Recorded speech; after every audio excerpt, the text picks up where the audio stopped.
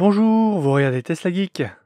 En ce dimanche matin, j'ai eu une agréable surprise en ouvrant ma boîte mail. Pendant la nuit, j'avais reçu un email de Julien, que je salue et remercie chaleureusement, car il m'a transmis une pièce à conviction déterminante dans l'enquête qui m'anime depuis quelques jours, déterminer la puissance moteur du modèle Y propulsion fabriqué à Berlin et qui dispose de la lettre J pour le code moteur dans son numéro de châssis. Et oui, Julien a vu mes dernières vidéos et mes hypothèses formulées sur le sujet. Il a un modèle Y propulsion en commande dont le VIN commence par XP7, donc berlinois, et dont le 8e digit est un J. Julien m'a transmis sa carte grise que je me suis empressé de décoder, et ça y est, je suis en mesure de vous confirmer la puissance moteur de ce modèle Y propulsion made in Germany. On voit ça après le jingle.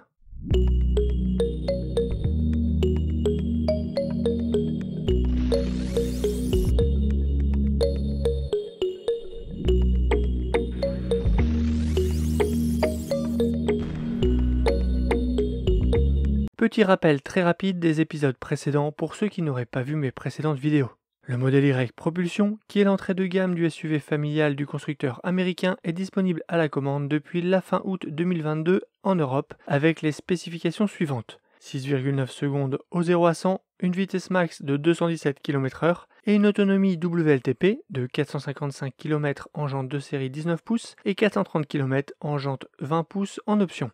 Au tarif actuellement de 45 990 €, il est éligible au bonus écologique de 5 000 €. Et dans la section véhicules en stock, on le trouve à partir de 39 990 €, avec un rabais exceptionnel de 1 000 €.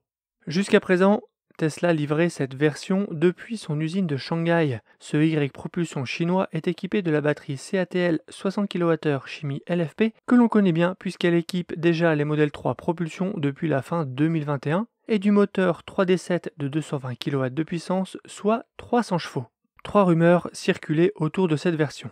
La première disait que Tesla se préparait à livrer ce modèle depuis son usine de Berlin. C'est maintenant chose faite depuis vendredi 12 mai, date à laquelle les premiers clients ont pris possession de ce modèle Y propulsion berlinois. C'est notamment le cas de Guillaume, un abonné. La deuxième concerne la batterie. Bye bye la CATL 60 kWh et bonjour le pack structurel à base de cellules BYD Blade. Là encore, rumeur confirmée.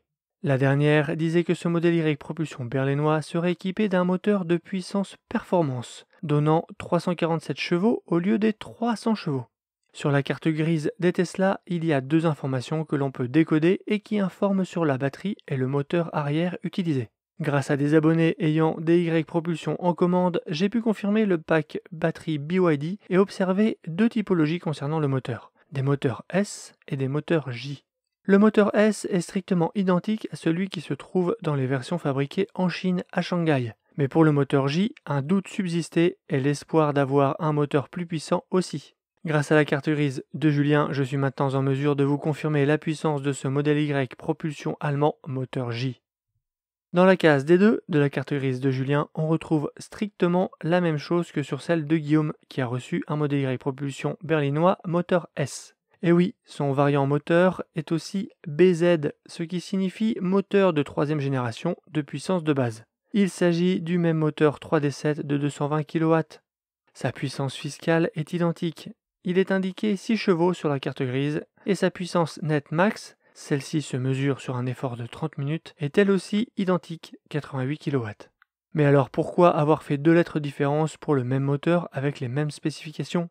Bonne question, à laquelle je n'ai pas la réponse. En continuant les comparaisons, j'ai remarqué que celui à moteur J était sur une homologation précédente, la numéro 4, alors que le moteur S était sur l'homologation numéro 5. On retrouve aussi un écart au niveau du numéro de séquence de production. Le J est autour des 95 400 et le S autour des 128 500.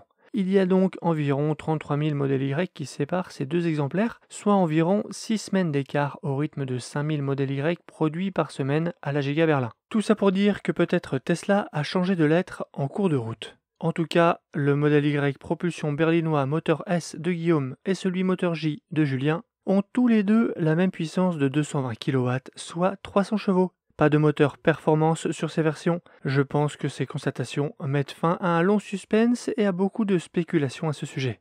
Autre information qui émane de ces cartes grises et que m'a fait remarquer un abonné, la masse tractable est inférieure à ce qui est annoncé sur le site de Tesla.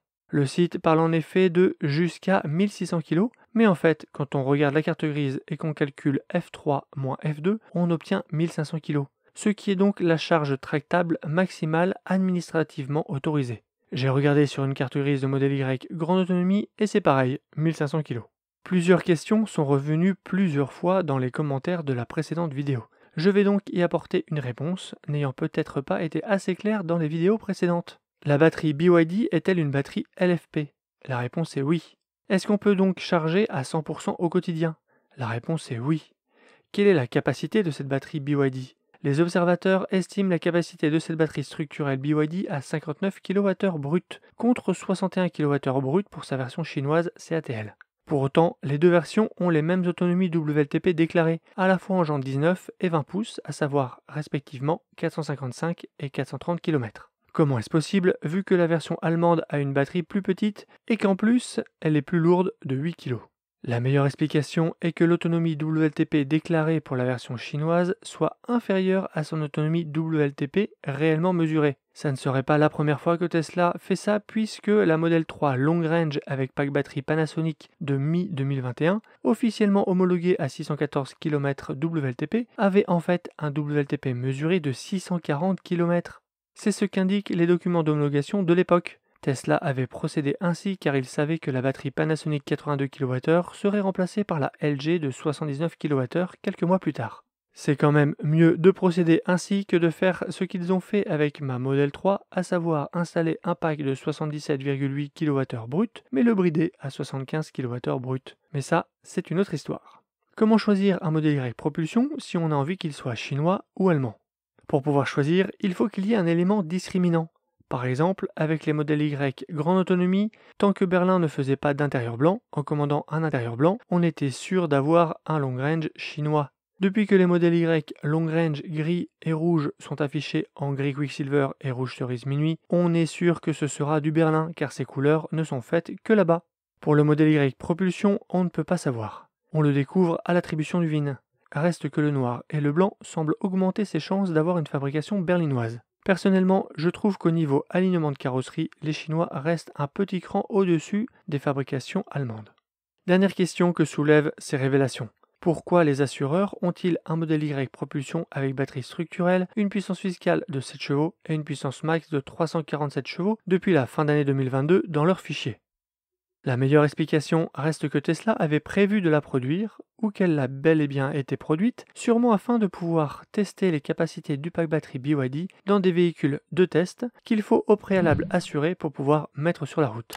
C'est tout pour cette vidéo, abonnez-vous pour ne pas rater mes prochaines vidéos, jetez un œil à mon site teslageek.fr pour avoir des bons plans et une sélection d'accessoires pour Model 3 et Model Y. Vous y trouverez aussi mon adresse email pour me demander la checklist de livraison pour être sûr de ne rien rater le jour J. Et je vous dis à bientôt pour une prochaine vidéo.